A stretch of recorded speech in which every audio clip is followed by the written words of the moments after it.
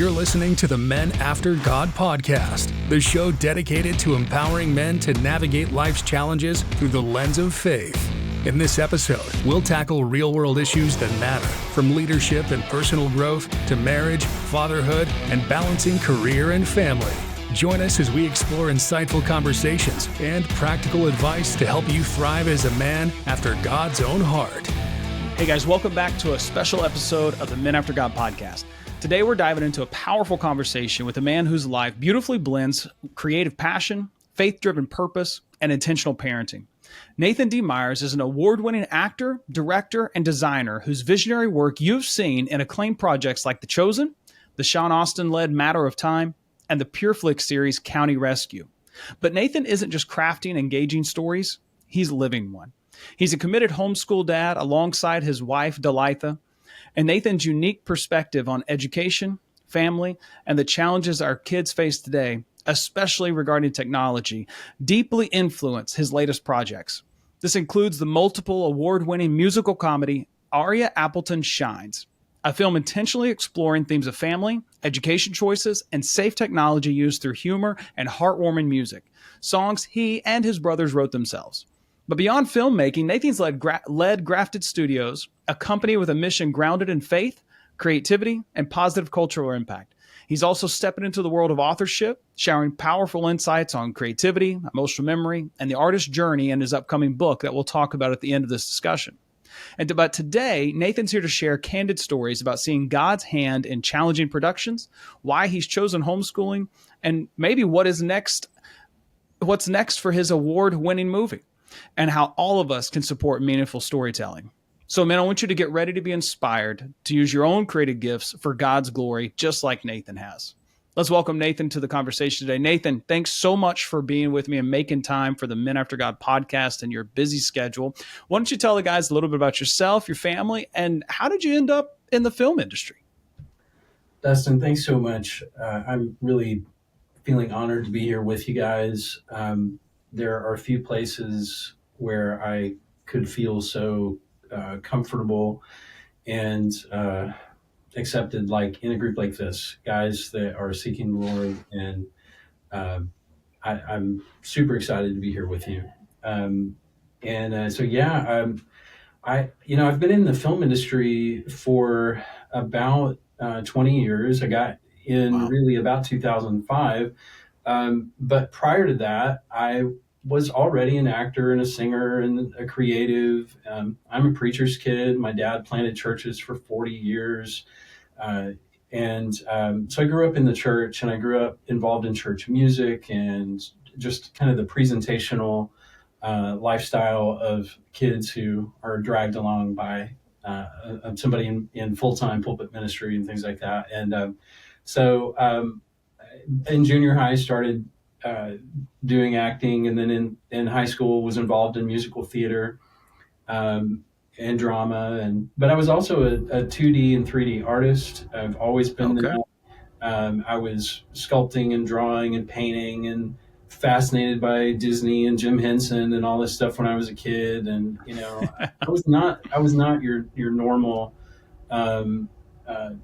I don't know, boy raised in the 80s. I was not interested in football and basketball, even though I was raised in Indiana and my three brothers all play basketball, and they played football and they played other things. And I was that odd man out who was really nerdy, sitting around reading books and drawing and painting, and was more of a probably destined to be an academic or something like that. And so I grew up in that season of life of our cultural history in the States, where, it was awkward and unusual to be that odd man out creative kid. After spending all the years of my junior high and high school doing a lot of theater and music and stuff like that, I thought that I was going to follow in my dad's footsteps and go into ministry. I ended up in Bible college, studied Bible, studied Russian language, ended up in a missions program, and ended up in Russia for 2 years. teaching English through the Bible and studying Russian language. And, uh, and so I had a kind of unusual childhood in that regard because of my dad being in ministry. I had an unusual post high school education, which was very unorthodox in a way compared to what people are doing today if they go into a state school and plop right into the job market. And so I've always kind of been doing kind of my own thing.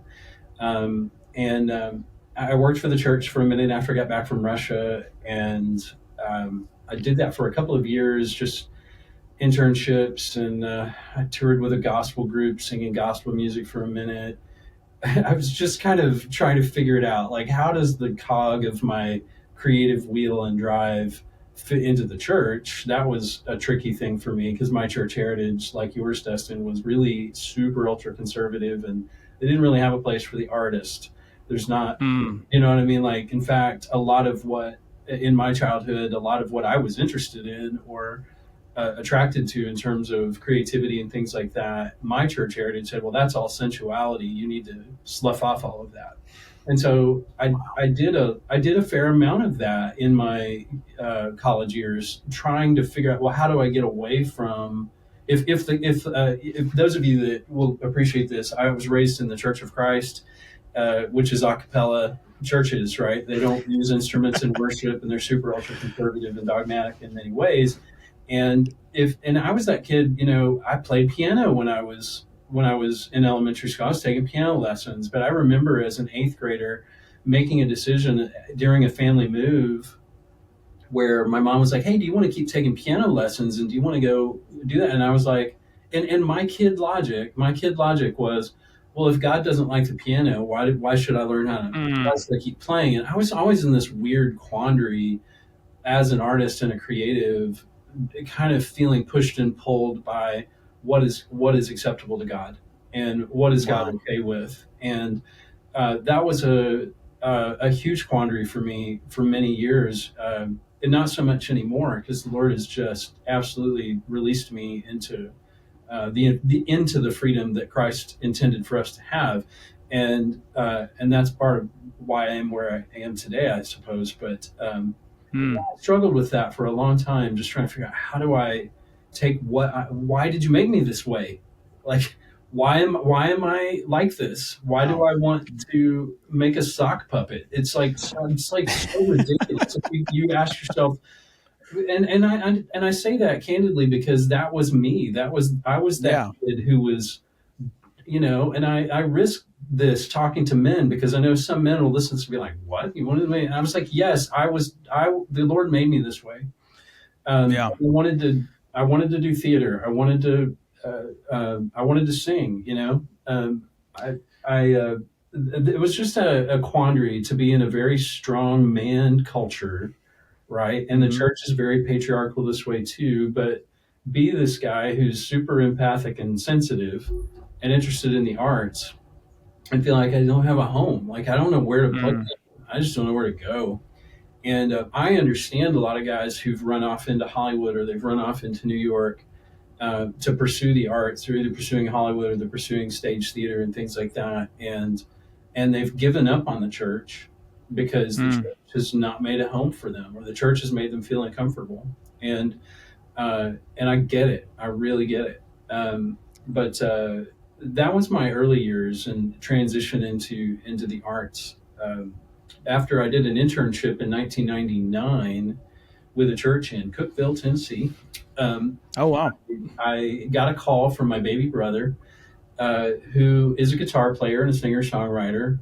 All the brothers are. There's four of us. We're the Myers brothers. And the baby brothers had won a talent show in Evansville, Indiana, for the local, 100,000 watt radio station that, they'd won this talent show. And they had a track playing on the local radio station at that time. And they called me and said, "Hey, we're going to produce a record. We've always talked about doing this as brothers. Why don't you guys move home and help us produce this record?" And my older brother was in Nashville at the time, and I was in Cookeville. And But I was done. I was done with what I was going to do in Cookville. I had spent a year post Russia, literally going through mad reverse culture shock. I mean, Mm. those of you that have been out of the country for a few years and you've come home, you know what I'm talking about. It's really a mind bender. And I was young too. I was only 21 when I got home, and so my brain was still forming. So I had a really rough reentry, weird couple of years trying to work for the church, trying to figure my life out. And at that point, I remember I sat long and hard in Nashville one day, thinking about what to do. And I had a really cool, profound moment with the Lord. It was just like, go home, go Mm. produce this record with your brothers, just do it. And He released me to go do that. So I go home, we produce a record, and everything exploded for us. I mean, we had radio happening, really cool stuff happening. And Dad looked at me and he said, "Hey, I'm moving to Texas. We're planning a church in Texas, and I gotta go." And they literally moved and took the baby brother with them. He was still in high school at the time.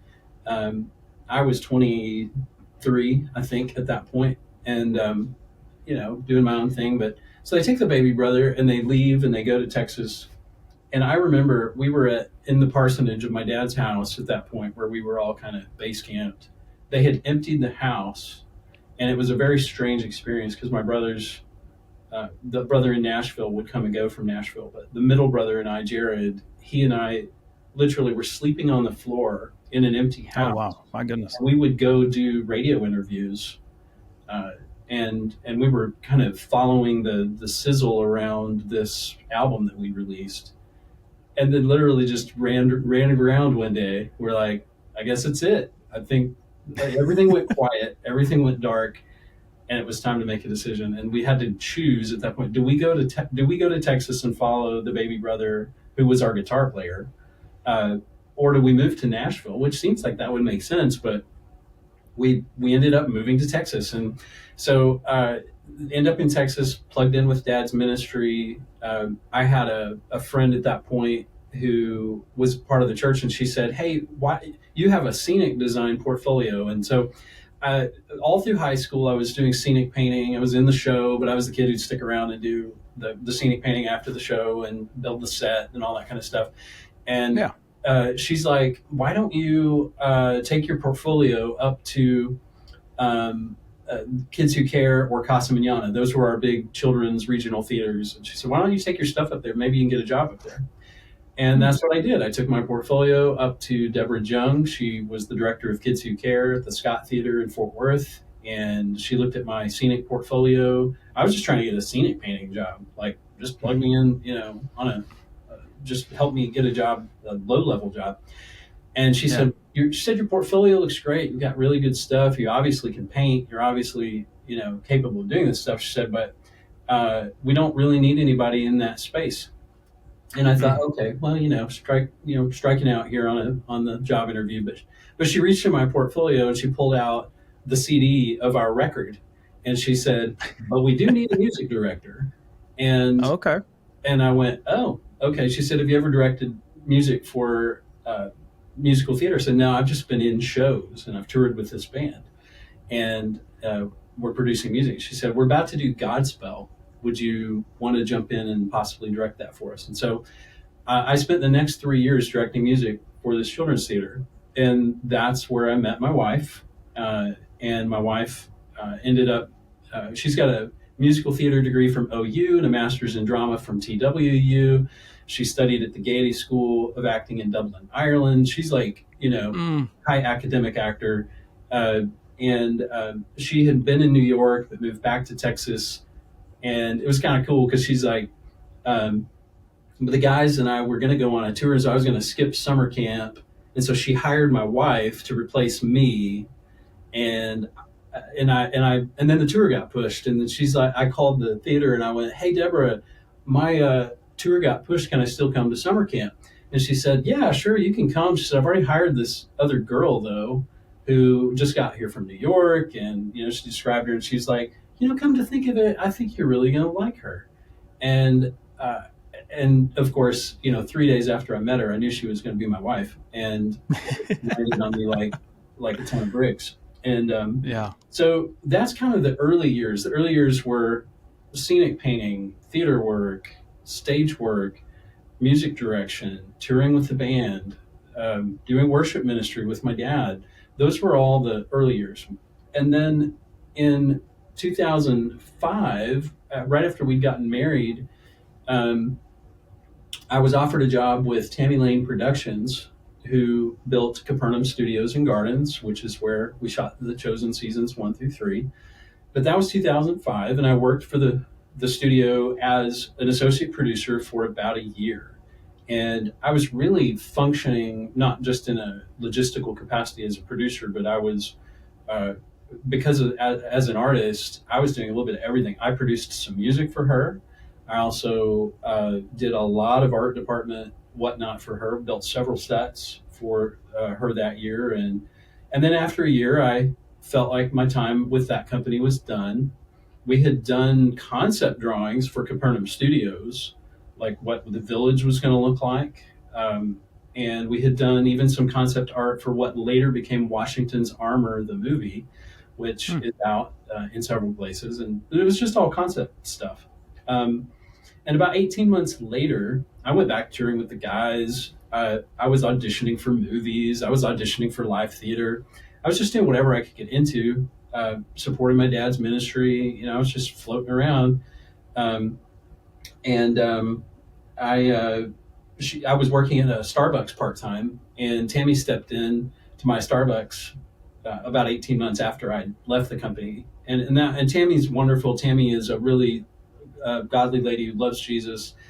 And in our culture in North Texas and in West Texas, Tammy's family is pretty well known. They're very well-to-do, own several companies. So if Tammy steps into your Starbucks, she's stepping down into your Starbucks. And so I saw her step. I was like, "What is she doing here?" Because I knew she was there to see me, but she stepped in and she said, "Hey, I could really use your help with something. Would you meet me at the ranch?" And so, long story short, that's how I kind of got into the film space, was through this door with Tammy Lane. And when I met her at the ranch, that the rest of the construction and installation of Capernaum Studios is what started to unfold. And so I spent 2 more years with the company designing and developing what is the village. And if you've ever seen that place, or if you just get on their website, it's CapernaumStudios.com, you'll see bird's eye view of the village, and there's lots of really great pictures on there. And that was the impetus for me getting into the film and art space. But I was acting, I was art department, I was doing a little bit of everything in those years for them, just whatever people needed. And I would work for other film companies too. I would job in elsewhere and go work a short gig somewhere. And that's kind of how it happened. As you get into the film space, they always say it's all about who you know, and that is true. I happened to know a lot of people on the faith and family side of the movie industry because of Capernaum and Tammy and those years. In 2017, Dallas Jenkins found Capernaum Studios and Gardens and decided to make that the backdrop for seasons 1 through 3 of The Chosen. That opened up some doors for me because people would ask Tammy, they'd be like, "Who designed all this stuff out here? Where did this come from?" And Tammy would give me some credit and say, "Well, it's Tammy's brainchild, but Tammy handed me, to some degree, the reins on design and the checkbook and said, just build it, and that's a wonderfully unusual opportunity to have somebody with resources to just hand you the checkbook and the trust, and say, "Hey, just make something cool happen." And I guess because of her trust, and then that leads to other people going, "Well, if Tammy trusts him and look at what they built, then we should hire those guys to come do something for us." And so that just, kept going. And but of course, I was young and ambitious like anybody, and I was trying to find my place. And you think, well, isn't that enough? And it's like, well, no, it's apparently not. You keep digging and looking, um, and I would say, Lord, here I am. What do you want me to do? Send me somewhere. Plug me in somewhere. And anything I've ever done that seems cool to people, they look back on my career, they go, well, how'd you stumble into that? How'd you get into that job? How'd you meet these people? How'd you do that? I'm like, well, I was very much saying, here I am, Lord, send me. And I think that's important for everybody who's listening to do that. If you have some sort of ambition outside of what you're currently doing, and you dream to do other things, well, ask him, and ask him to plug you in somewhere. And that's what I was doing, and he would. Occasionally, though, there'd be these windows of time where there's not a whole lot going on, and uh, I'd and then I'd meet some filmmaker, or I'd audition and book something, and then I'd go on this random journey I ended up making 3 features with friends, like as a producer. I made several short films, worked as an actor, worked in art departments, um, and so it was just a very eclectic, random, kind of abstract process that's very difficult to explain to people. And it's really not for the faint of heart, I say, and it's not for everybody. It's a gig lifestyle. It's much to my wife's chagrin sometimes, where I kind of go from season to season it ebbs and flows when we have money and when we have work. Um, and but That's kind of how I got in. I started meeting people and collecting film friends, started going to film festivals, started going to networking meetings, get involved with a talent agency and go to their mixer, uh, and eventually 20 years in North Texas, just hyper focused on film and art and music. And then suddenly I had a reputation. 3.5 years ago, we bought a place in Tennessee, and kind of tried to move to Tennessee, and we are there a lot, but most of my connections in the film space and in the art space and range from Texas to LA. And so I've of course we moved up there and tried to move up, and I immediately booked like 4 movies back to back, just boom, boom, boom, boom, wow. all out of state, most of them in Texas or beyond.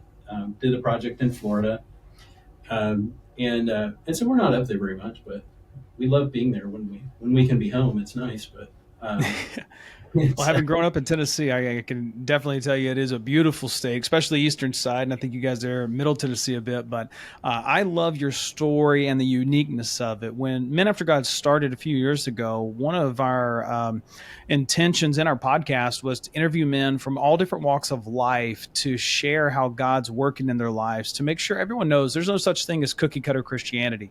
And man, Nathan, your story speaks to that in so many ways, of not just, you talked about how coming into it with the creative and art side of things in a world where that wasn't really a thing, and feeling like an outcast, but here God helped you see how you're uniquely made for him, and then provided for you along that journey as you just faithfully said, God, here I am, like, use me and how you want to use me. And I think too often, especially pastors' kids, have children who are pastors' kids, I think there's almost a pigeonholing of their career path of like, you're a pastor's kid, you're going to be a pastor, you're going to be married to a pastor, you're going to be a missionary. When in reality, that may not be God's calling on their life, and it may not be God's calling on the kids in your church and things of that nature. And so, accepting people for how God made them in this sense, I think, is so important to helping people remain faithful to the Lord throughout their lives, because most of the time people that get rejected by people in the church end up rejecting God because of it. And your story is unique in the sense of you've stayed faithful to the Lord. And I mean, we all have our ups and downs and things of that nature, but so many have a different story that think like you or have that creative mind. And I do hope anyone listening to this, guys, just know that God's made us all differently. And so if your kid is one who is, as Nathan describes, sympathetic, empathetic, enjoys the arts and things of that nature, embrace that and show how he can use that gift for God's glory. Now, Nathan, that story got us to where you designed Capernaum and then kind of a little bit after that. Let's fast forward a bit to what we're here for today, and that is your new movie out, Aria Appleton Shines. I was blessed to watch it with my kids just the other night. And I know I enjoyed it. We enjoyed sitting there watching and talking about the different things going on there. Now, I've never made a movie before. The most I do of film is kind of what you're seeing here. I did go to film school for 18 months online. That was fun. And that's a whole other story for another day. So I enjoy this space. But I can only imagine that while you were doing this, it didn't just go exactly as planned. Most things don't. And those are the times when we get to see God move. So could you talk to us a bit about how, just getting this film into production and then post and then launch now, how you saw God working in this process? Yeah, sure. In 2010, I did a feature and came off of it feeling rather jaded. I was tired of some of the salty film pirates. That's what I call them. It's funny. I said this to a guy recently. He's a Teamster. He works in the union, and I described them as salty film pirates. And he laughed and he said, "Yeah, we are salty film pirates. We're carnies with a great dental plan." And I thought, yeah, that's it. I had been running around with a lot of salty film pirates and carnies, and I was just kind of feeling jaded and not feeling particularly useful to the Lord, not feeling, and after you do something like Capernaum, which Capernaum was a really cool opportunity to take your faith and what you know about Scripture and things like, because there's a lot of Scripture and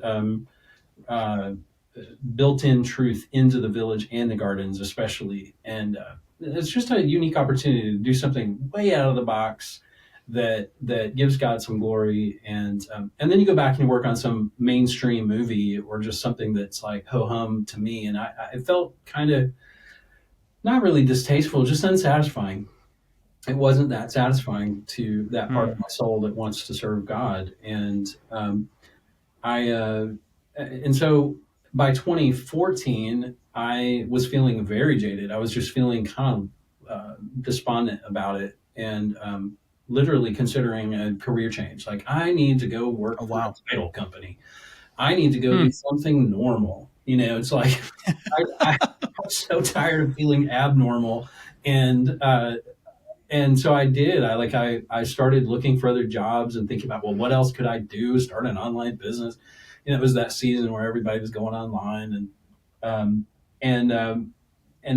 my parents retired from ministry that I described and left Texas, and I was the only Myers left in Texas, and I just ended up feeling like I was sitting on an ash heap at some point. Like, everything was toast for me. I was feeling really tired and despondent and jaded.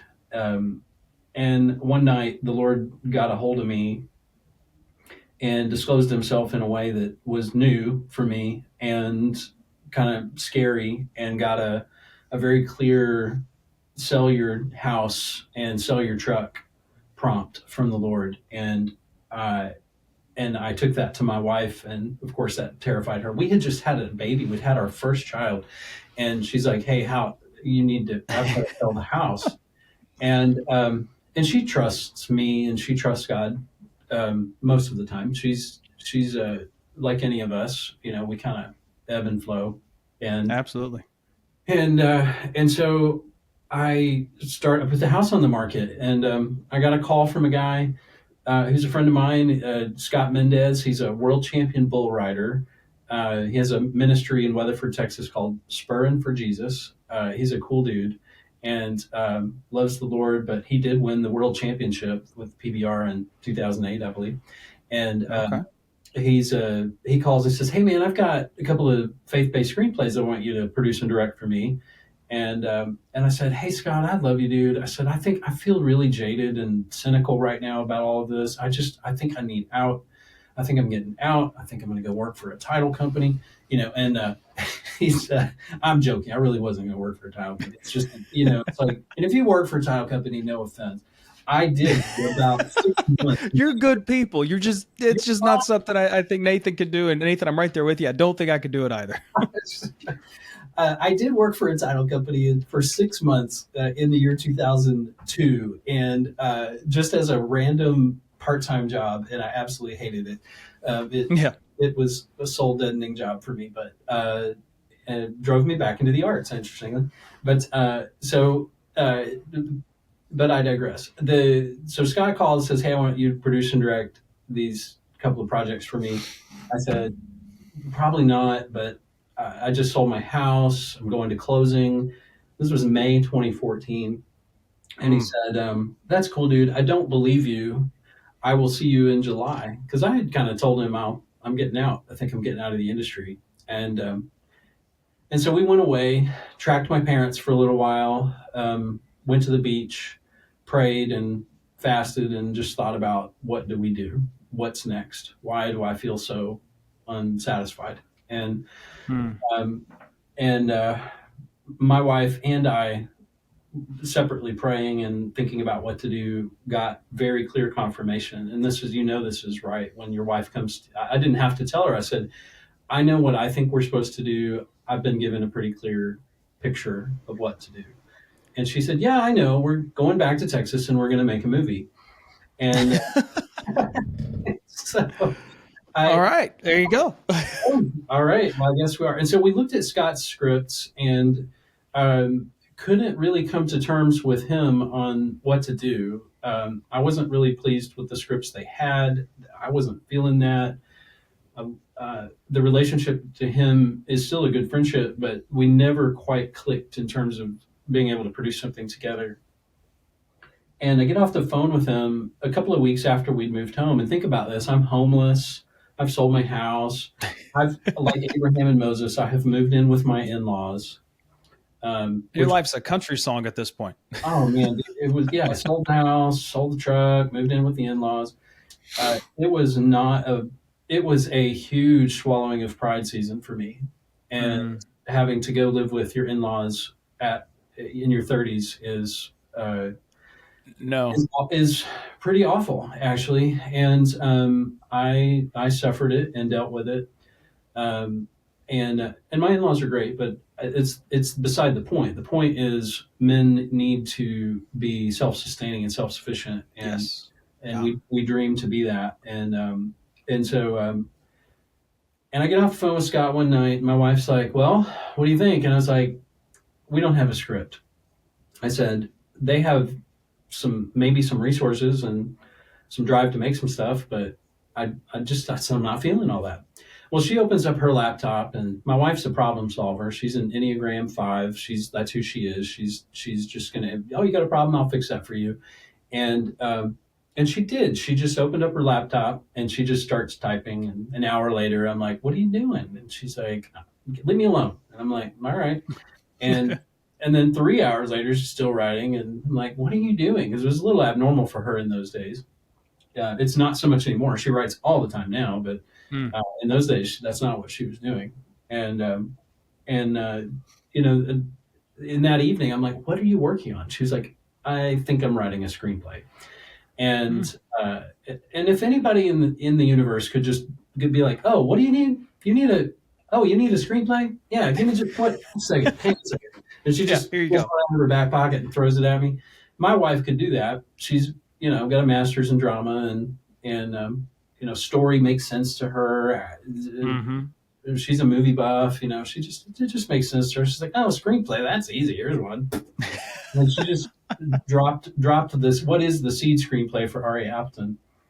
And because I was a songwriter and a creative in that regard, we looked at it and we're like, "Oh, this would be really cool if it were like a kid's kind of musical movie or something. If this is what we made."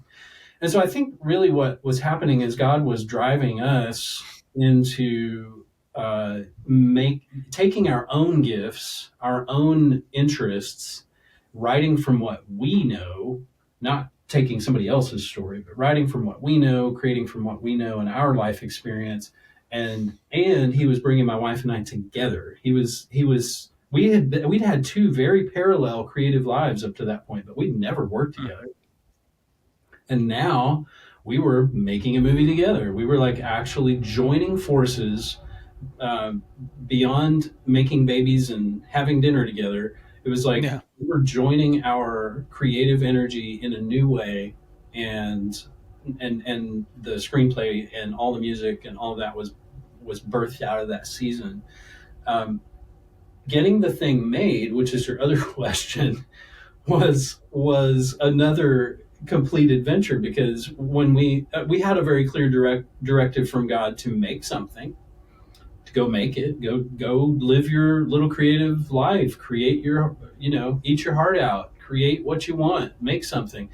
Our our drive at that point was not, go make a Christian film, and that wasn't even what we were thinking. It was just, we're going to be Christians making art. We're just going to go Mm. make something, and that was really what the Lord had released us to do, and that's really what we were doing. We weren't contriving, trying to make a Christian film. We just wrote what we wrote, and that's what it is. It's very organic. Um, and when we started praying about, like, well, what I'm homeless, I'm living with the in-laws. What do I make this with? I don't have the checkbook from Tammy Lane anymore. It's like, what do I make this with? And and I've never heard anything, Dustin, so clearly as I heard at that moment from the Lord, and it was, you know what to do. You of all people should know what to do. You have the Mm. inheritance, like Timothy. You know what to do. It's 5 loaves, it's 2 fish. Go pass it out. And it was Mm. this very kind of stern, fatherly experience from the Lord that I can't hardly describe to people, other than that moment that that God is teaching you. You're being led into all truth by the Holy Spirit. You are being taught by God Himself to understand something that you should have gotten. You should have gotten this a while back, and you didn't get it. You've been raised in the church.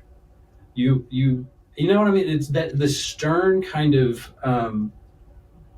patriarchal, grandfatherly, um, discipline from God to go put this into practice, for Pete's sake.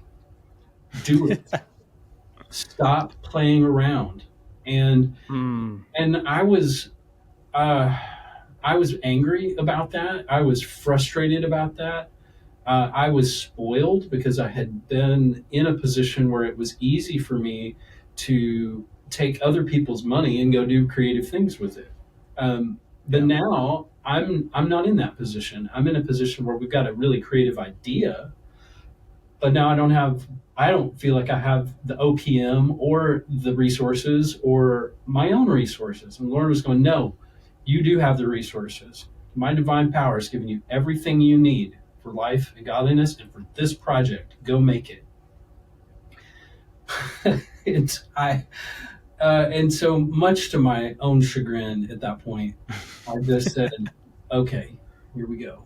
We are apparently doing this with nothing. I have to take nothing and go make something with it.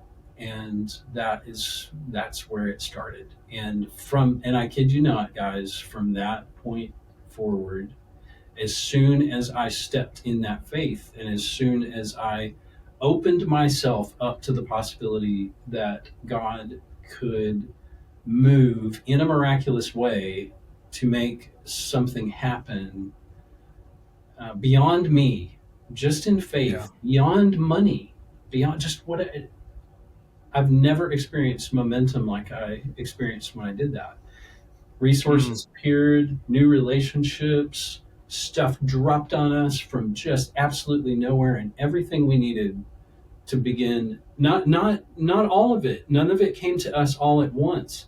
It came to us like manna. It came to us like quail. It came daily. It came as we stepped, and every time we stepped, and we just kept going. I remember when we got to post production season, and when the film was in the can, everything was done.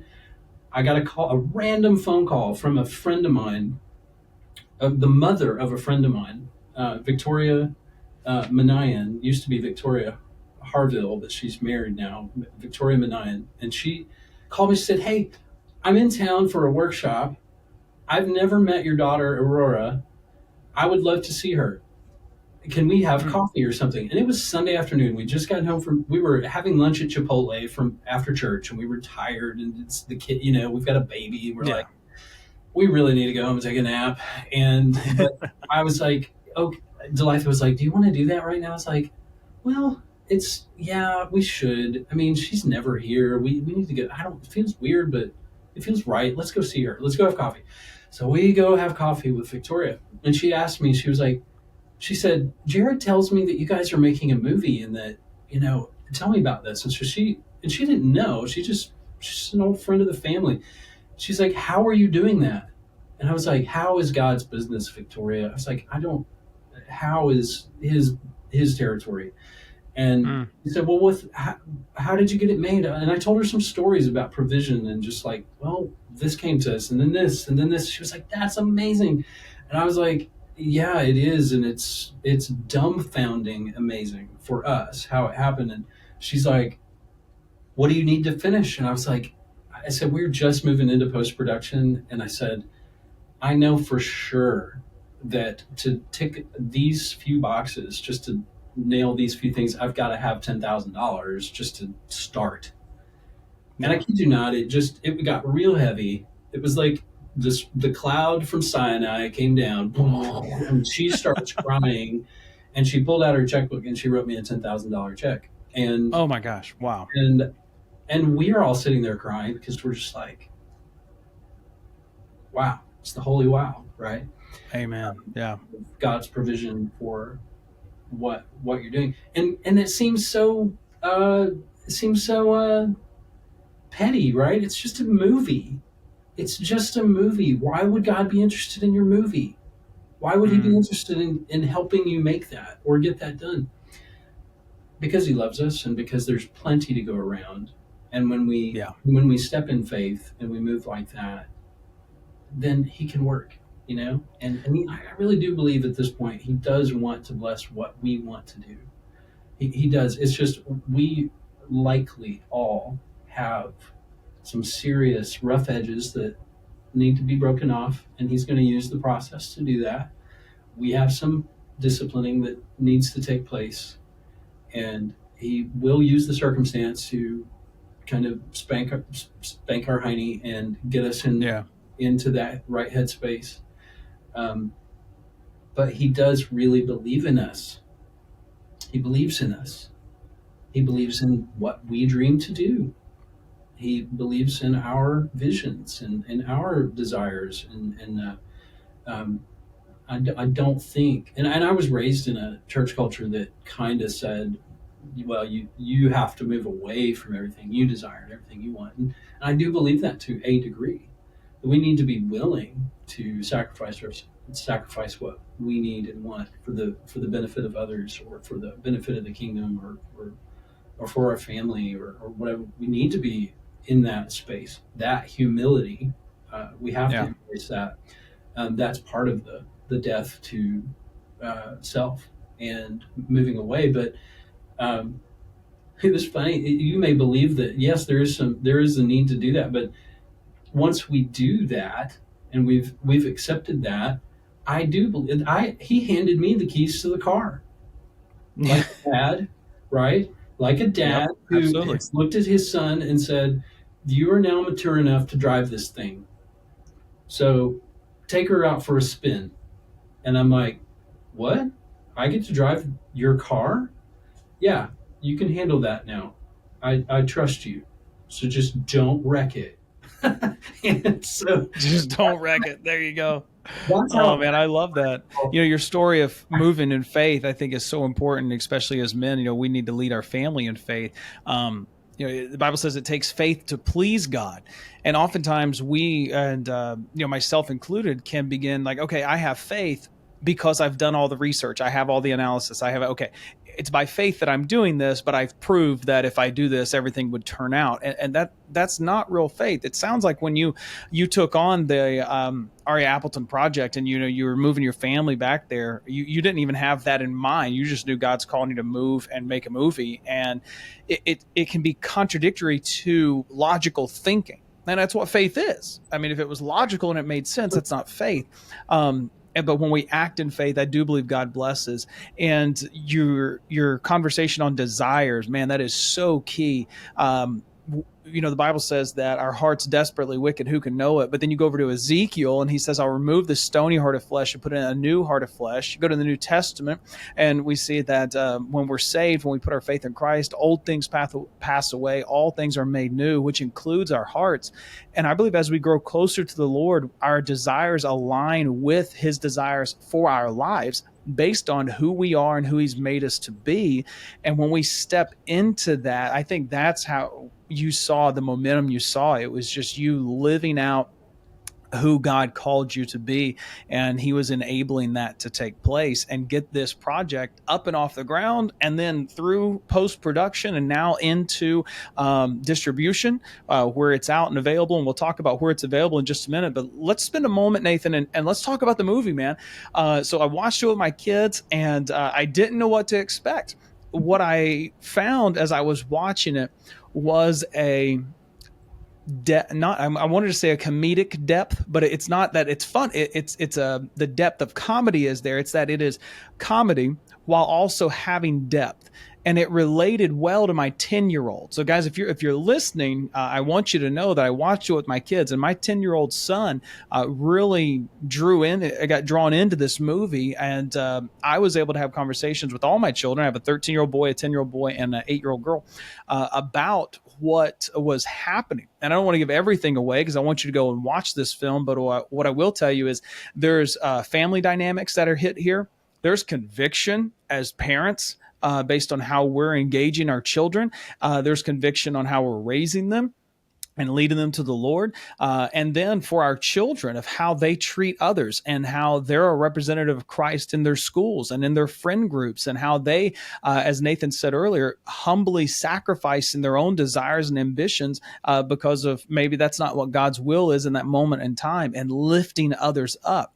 The movie hits on so many of these things and more. And one of the topics that I want to focus on for our conversation, because this is so prevalent in my life with the age group that I just mentioned. Nathan, you included a lot of technological use in the film with Aria and her mother, but then there was the contrasting family that really didn't use it at all. And I love how you didn't shy away from portraying that family, how many people can perceive them from the outside with Aria's perspective. But then once she gets into the family, you really see why the family operates the way it does, and the great benefits to their closeness and their relationships. So talk for just a moment. Let's go. I want a two-part question here. Number one, how much did your own experience as a parent with technology influence the film and the things that were involved there? And then secondly, what would you recommend to parents that watch this film? Like, what is like a big takeaway when it comes to allowing technology in the home to any degree? Yes. You may have to reiterate that first question. Sure. So as a parent, you have children and things in your home. I'm sure you use technology yourself, and your children probably have access to some form of technology, or maybe they don't, and that's fine. But how much did your own personal experience with technology use in your home impact what is portrayed in the film? A little. Our tech use in the home, like everybody else, we've grown up without iPhones. I think I got my first iPhone in '08, maybe. And we've grown with the tech. Like, we've grown up with it like everybody else, and we've kind of adapted to its use, and then and then noted along the way that there are some potential dangers. Obviously, during the pandemic, and the social dilemma was dropped, and I remember watching that. And if you've not seen The Social Dilemma, you should go watch it, because it's these guys that helped to develop this tech saying, yeah, it was designed to be addictive, and we're sorry, but we did it anyway, and so forgive us. I don't know. It's like, and I'm like, we were so busy wondering if we could, we never asked if we should, right? The old Jurassic Park question. Right. Yeah. And exactly. So it's like, well, what do we do with that now? It's like, well, now we have to manage the fact that they've put a carton of cigarettes in every household, and in every home. And now what are we doing with that? So so there is an addiction factor that everybody needs to consider. That's something we were looking into for ourselves. That's probably the first thing I experienced in my household. Was I noted in myself, because of my own obsessive tendencies, that I was like, I'm going to have to be careful with this for various reasons. There's several. I'm going to have to be careful with this, because I would find myself doom scrolling. I would be tempted by porn. I would be tempted by just a massive waste of time in random rabbit holes, and then you realize, man, where'd the day go? And so I do know that was early for me. Like, I'm going, this should be treated with respect. We need to understand there's potential dangers here. So yeah, and then when we had a kid, we had been primed by that type of awareness, consciousness, I guess, of it. And then we were looking around, going, well, what do we show our daughter? What's okay to look at? And I hadn't really thought about it. Now we're looking at kids' TV and kids' movies and stuff, going, well, there's nothing out there, and the things that are available, I don't want to show her this. I don't like what's being taught here. I don't appreciate this. This is a very different ideological position. This is not us. This is not what we believe. I mean, it was just all kinds of thoughts at that time, looking at kids' TV and movies, and I do think that fueled us looking at, well, what are we going to write? Well, why don't we? I mean, Delight had just started writing a movie that turned into what is a kids and family thing.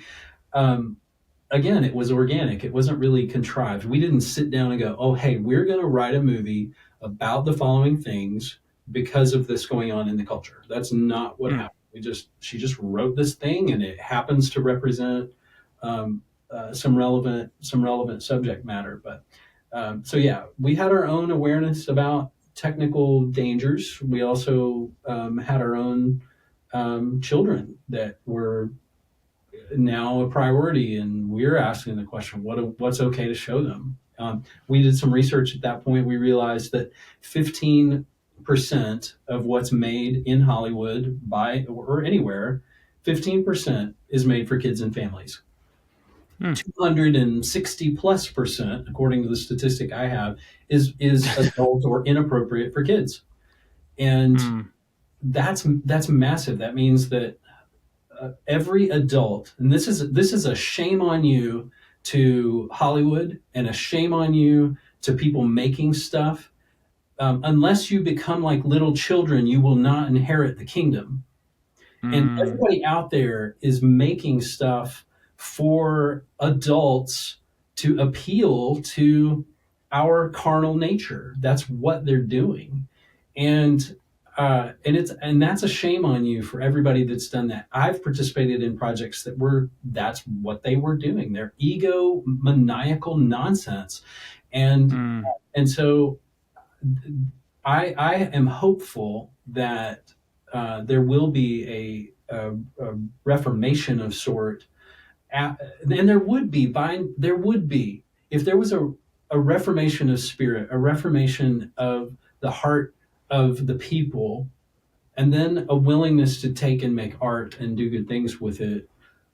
We would see a reformation of Hollywood, and we're seeing a huge. I say huge. We're seeing a lot of faith-based production right now. I think much of it is well motivated. Some of it, I know from experience, is ill motivated by people who just want to make a dollar. But I am optimistic that we will see a trend shift as we see some reformation in the hearts of people. I hope so. And I want to comment on that to our listeners. Guys, if you're not aware of some key documentaries that are out right now that speak of the, I'm gonna use this term. Nathan didn't use this as strongly, but the perverted nature of Hollywood and different studios that are out there and what they've produced for children and things over the years. I was born in '87, guys. I grew up when I was turning into a teenager. Backstreet Boys, NSYNC, MTV was real big, and I had access to all of that. But now they've got a documentary about the gentleman who created those boy bands, Backstreet Boys, NSYNC, and all these things, and then what was going on behind the scenes. And then the one that got me the most, Nathan, was the Nickelodeon documentary. There's one called The Orange Years, which was really good as it highlighted the 90s and how it became Nickelodeon and what we knew it as. But then there was the one, and I think it was Nickelodeon, maybe it was Disney Studios too, but I'm not sure, that showed the perverted nature of some of the shows that were geared towards children. Now, I remember watching movies as a kid and knowing my parents would laugh at, or whoever, an adult in the room would laugh at something and I wouldn't get it. And as an adult, I now see like there are innuendos, there are various different things that almost desensitize our children to this stuff and really open the floodgates for the more dramatic and direct references and things you see in adult films. And I don't mean that in a pornography sense. I mean that in films made for adults that are PG-13R or something of that nature. And our conversation before we had this interview, I loved how you made the statement, we want to make pro-God content, not just anti-world, but pro-God. And I think you did a great job with that with the Aria Appleton Shines movie. And in fact, other people did too. So this is for our listeners. And I've got a question at the end of this statement, but I want them to know the movie has won several awards. It's been nominated for Best Picture at Christian Worldview and ICVM, alongside a movie I'm sure many of you guys are familiar with called Sound of Freedom and several other well-known movies. It's won an ICVM Gold Crown for Best Feature Comedy.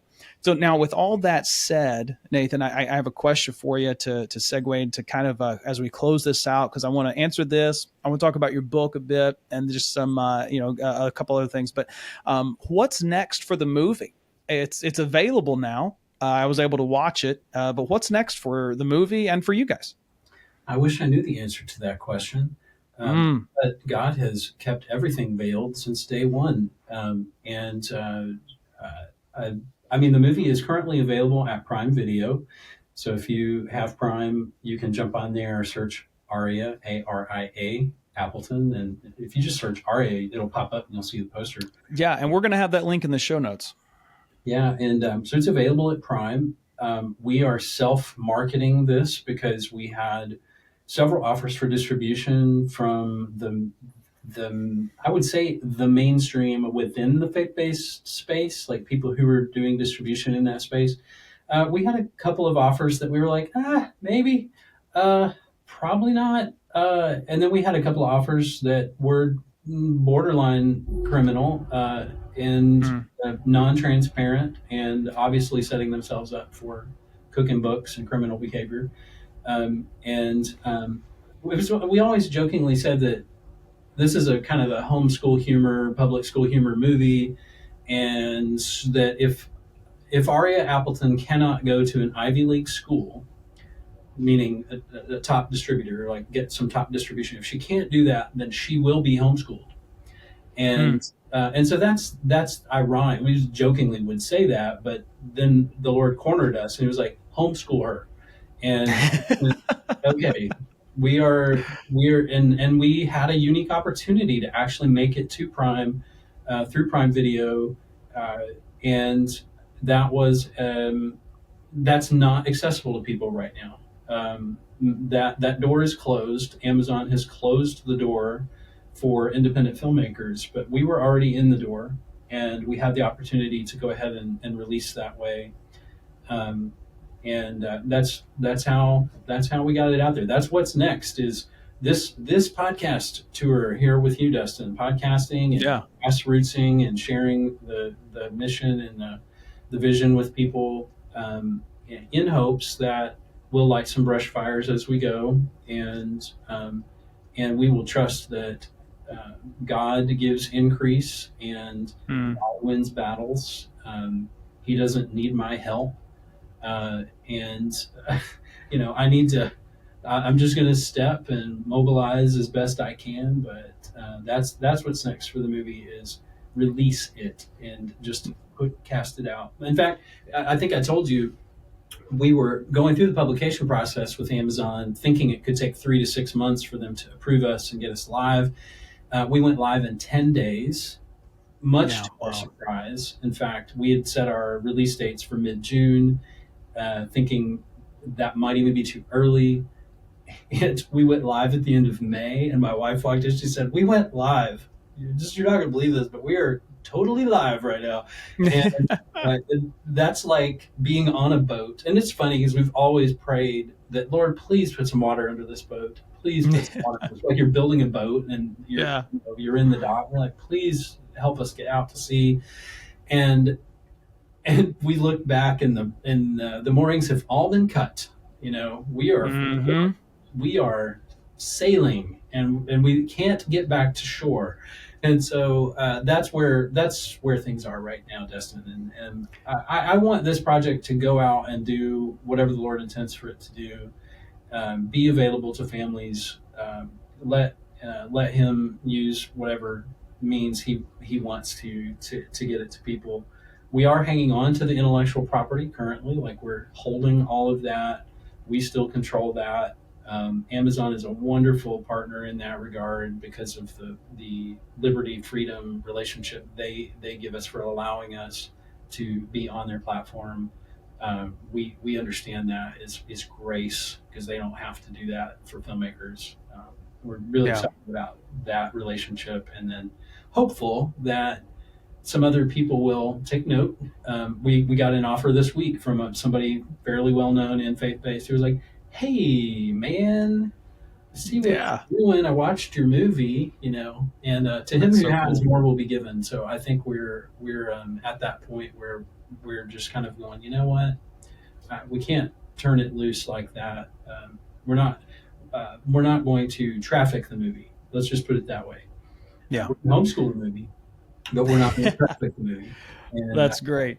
I love that. No, I think that's amazing, and I'm so glad God's opened those doors for you. Let me ask this last question, and then I want you to spend maybe 5 minutes, just give us a brief overview of your book. But you talked about the support for the marketing and for the distribution and things of that nature.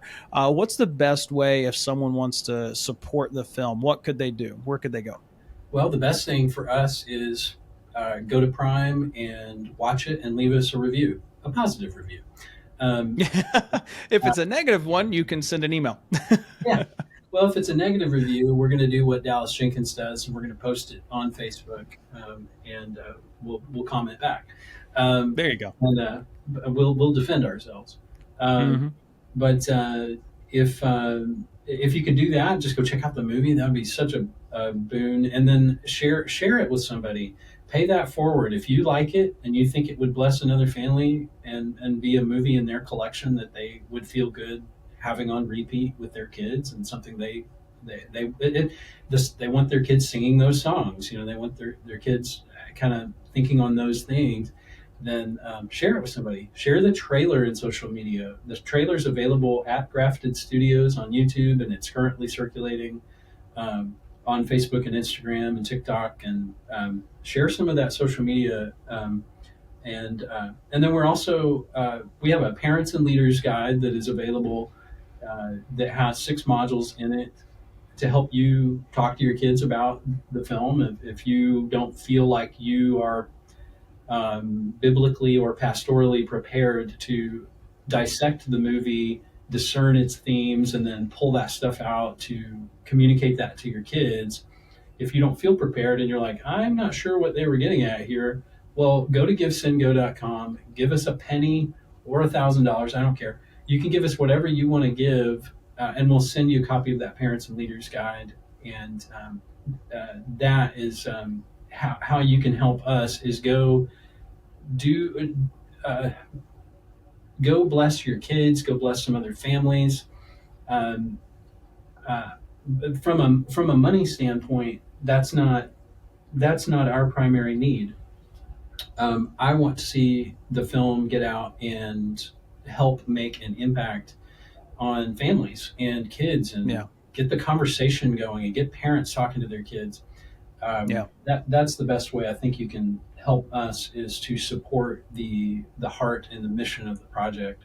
If you do want to give us something, you can give us something at Gifts and Go. But the best thing you can give to us is to just download the movie and then share that out along with some thoughts, and say, hey, we watched this movie as a family, loved it. And then if you're part of some Christian groups or Facebook groups, or you've got a homeschool co-op or a school or a mega church that wants to do a screening, contact us and help us get the product out to some more people. Absolutely. No, I love that. And guys, I hope you'll do that. I hope you go check this out and share with your friends, family, loved ones, church community there. I'm going to ask Nathan in just a second to tell us a little bit about a book he's writing, because he shared some of it with me. And I think with us releasing this interview in June, it's so important to hit on. And he'll talk to us about it in a minute. But let me wrap this up about Aria Appleton Shines. You guys can go to ariaappleton.com or head over to facebook.com/Aria Appleton on film, and then instagram.com/Aria Appleton, and follow him on social, share that out there and get the information you can. I've watched it with my kids. My personal review is that it's a phenomenal movie. He's got a great story there of this young girl who's going through what many children have gone through, are going through, or will go through. And as a parent can help you prepare for that. When I mentioned earlier the conviction, the mother of Aria is very dedicated to her career and her business and the things that she's doing, to the point of neglect. And I'm afraid parents we are too often allowing our children to be in a battle against our own technological use, our phones, and even our own ambitions and things, when those things need to be surrendered to the Lord, and recognize that our first ministry is our family, and what a gift our kids are, our spouses, and how we need to ensure we're making time for them. And before we go on to Nathan's book, I want to switch over to Be Who God Made You to Be. Aria went through this to discover kind of who she is in Christ, and her mother kind of did the same thing. But many of you are probably at a different place in life, and you might know who God's called you to be, but for some reason you're afraid to live that out. Step out in faith. It's going to sound different. It's going to be weird in a way, but move forward in what God's calling you to do, and allow him to use you to impact people the way Nathan and his wife have with this film. Now, Nathan, with all that said, let's take just a couple minutes here and tell me about the book you're writing. Is there a title? What spurred it? What's the main focus and impetus of it? Just give us a little information about that. Yeah, sure. Well, I didn't mention this earlier, but for the last 20 years, I have kind of been in the armchair chiropractic universe. I was not doing Plan B. I did not go to chiropractic college to Plan B my life. I had a buddy who went to seminary with me years ago, who 20 years ago said, "Hey, I'm going to go up here and do some work with the doctors, and I'm going to get some certifications in a particular area of chiropractic and neurological reprogramming and things like that, applied kinesiology." And he said, "I'm going to do this." I said, "Great, that sounds awesome." And he started participating in a chiropractic organization, and then would bring stuff back to me. And he'd say, "Hey, man, you're an intuitive, you're an empath. Why don't you learn this so you can work on me?" Because he was learning some new, what we call neo-chiropractic. It's out on the fringe of the chiropractic universe. And I thought it was fascinating at the time. I was just intrigued. And so I started learning. And by 2010, I had mastered the techniques that he'd been teaching me privately. And I've been learning that through workshop materials and books. And I'm a nerd that way, you guys.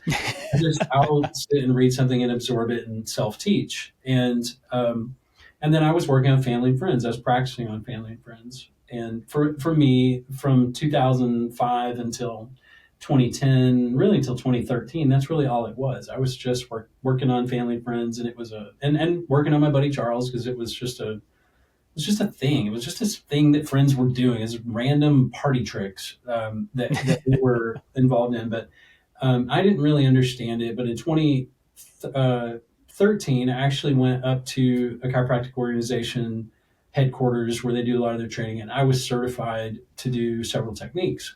And I started their education track. And it's weekends, it's workshops, it's online. It's just, it's fill out these case studies and send those back to the doctors for review. And I was just literally doing it as a fascination. It became a bit of a fascination to me. And by 2016, I was by their standards anointed a diplomate in the chiropractic circles I was running around in. But I was really at a mastery level in that space, because I was at a mastery level before I even started their program. I just didn't tell them. I was kind of being shadow trained in those years, and I already knew what I needed to know when I went in, and then scrubbed it all down for several years. And then I moved from treating family and friends to doing sessions with a friend of a friend, and those friends of friends turned into other clientele. So I have a private holistic care practice, which I just consider pastoral. It's something that I do from my minister's heart to people who are sick or they're struggling with something. And a lot of that, you could look at that and go, well, is it physical or is it emotional? Is it mental? What are you working in? I go, yes, it's all of those things. You can't separate those things. And so the practice is fairly broad. It is private. And then a few years ago, I had an interesting experience, because I as an artist and a filmmaker and an actor, and this part of me was looking at that study and never really correlated much about where they cross over. You know what I'm saying? It's like they seem like two different things to me at a point. And then I teach acting workshops from time to time at Fort Worth Actors Studio and beyond, and I drop little kinesiological Easter eggs, and then I was teaching a Stanislavski workshop, and I'd read Stanislavski, who's the grandfather of actors, and he would say these things. I'd be like, well, that's over here in Dr. Phillips or Dr. Mortars or Dr. Berg's or whoever's material. That's actually a chiropractic concept, or that's a psychological concept, or that's pure neurology, And I started connecting all these really cool dots between what we do as actors and creatives and what was going on in the mental health space. And so that's really the backdrop for my education. And I am at a mastery level in several chiropractic techniques, but most of that is in a space they would refer to as neurological reprogramming or neuro-emotional reprogramming. And that sounds kind of like, well, what's that? And I'm like, well, it's kind of new. It's not. The concept has been around for probably in a very tangible form for less than 20 years, in development for 40. And people that are familiar with things like EMDR or EFT or NEAK, brain gym, things like that. If you're familiar with some of that stuff, then you'll go, oh, okay, I understand where we are. So let's just say the book is about where that neurological reprogramming space crosses into sense memory and emotional memory, which if people have studied acting and they've studied Stanislavski or Meisner or anybody that teaches acting, they'll understand, or particularly Strasberg, there's a crossover in that conversation with what actors are doing. People like Heath Ledger and others who have suffered emotional dysregulation and some maybe mental or psychological issues directly related to their process or actors who work on stage who habitually get sick, or film actors who are struggling with physical issues, emotional dysregulation issues, anxiety, depression, PTSD, possibly, or in worst case scenarios, CPTSD. Those guys need to read this book.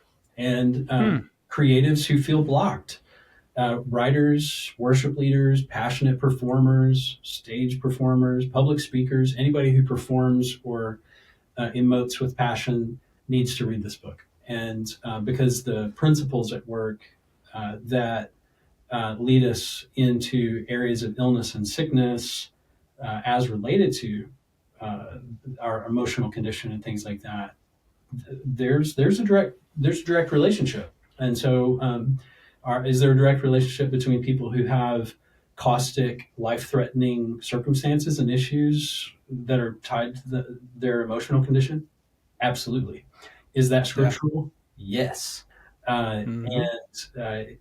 And so that's kind of the subject backdrop for it. And I decided to write the book at the behest of Dr. Roland Phillips. He's got a practice in Phoenix called Desert Dove. And it's a really neat kind of Christian guy who has a burgeoning, it's just a massive chiropractic practice out there. And I took some of discoveries I was having with actors who were emotionally dysregulated, sympathetic dominant, struggling psychologically, physically, and then we would take and they're in that condition because of their acting process, because of the way that they've the way they act and what they've done to themselves through their acting process, and we'd take them through sessions, and now they're healed, right? Now they're fully normal and functional, and they have a better understanding of how they got into that trouble and how not to get into that trouble in the future. And I took some of that discovery to Dr. Phillips, and Dr. Phillips was like, he was like, dude, he was like, you have to write that. That's a book or something. And I went, yeah, like, maybe. I was like, I was like, you ought to write it. You're Dr. Phillips. I'm just a groovy granola filmmaker. And he was like, no, dude. He was like, I don't teach a Stanislavski course. He was like, you do. He said, I don't understand acting theory. You do. And he said, you're the only person on earth who might understand what we do and what actors do. And I went, yeah, that could be true. I prayed about it for about a year and talked to several people, and the Lord kept leading me to actors who were in a similar condition. And I went, okay, all right. I wow. So I started writing, and the book's not quite finished, but I hope to have it finished by late 2025 here. And I'd love to come back. So we're looking at publication 26? Probably, yeah. And I will probably homeschool that thing. I will probably self-publish that. When you do, give me a call, because I know I could nerd out on this conversation with you right now, but because I'm loving everything you're saying. It's a rabbit hole, dude. It's a big rabbit hole, but I would come back and talk about it. Yeah. Well, before we go down the rabbit hole, Nathan, let me just say thank you again so much for giving your time today and sharing with our guys about your film, your story, and just how they can interact with you. And then again, that book, I can't wait to talk more about that. But guys that are listening, I hope you will check out Nathan's work. Him and his wife, Delitha. I called her Delilah, sorry. Put a lot of effort and work into this. The whole team that was making it work. Aria Appleton Shines, available on Amazon Prime right now. Go share it with your friends, and Give, Send, Go. Go find them there if you'd like to financially support them. But of course, I know they'll appreciate your prayer supports as they continue to have Aria Appleton make a great impact on families.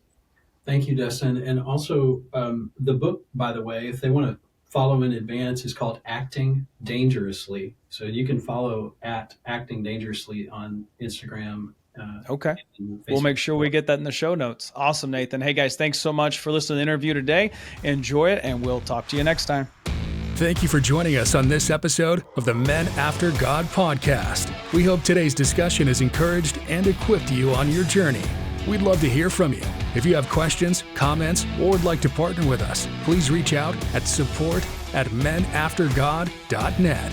Stay connected with our community by liking our Facebook page at facebook.com/menaftergodpodcast. For deeper engagement, join our group at facebook.com/groups/menaftergod and connect with other men pursuing God's heart. If you found value in this episode, please subscribe and leave a review. Your feedback helps us reach more men striving to live faithfully. Until next time, stay strong in the faith and continue pursuing after God.